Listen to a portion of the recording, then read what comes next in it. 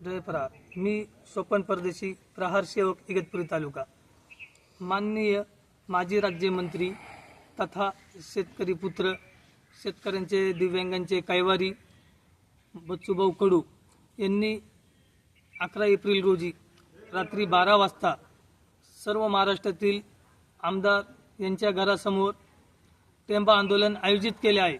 तरी त्यांच्या नेतृत्वाखाली आम्ही सर्व महाराष्ट्रातील प्रहार सेवक हे सर्व आमदारांच्या घरासमोर टेंबा आंदोलन करणारे. त्याचं कारण असं आहे का या सरकारने शेतकऱ्यांना कर्जमाफी उतारा कोरा करू असे आश्वासन दिले होते. दिव्यांगांचे 6,000 रुपये पेन्शन वाढ करू या संदर्भात पण आश्वासन दिले होते.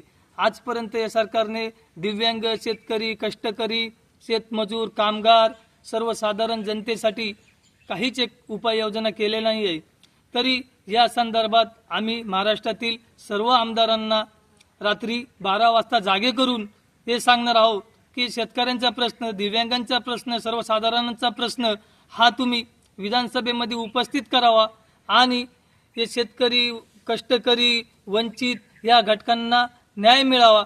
त्यासाठी आम्ही माननीय बच्चूभाऊ कडू यांच्या नेतृत्वाखाली हे आंदोलन करणार आहोत. शब्दांना सत्याची धार. जय प्रहार. आपलाच स्वपन परदेशी.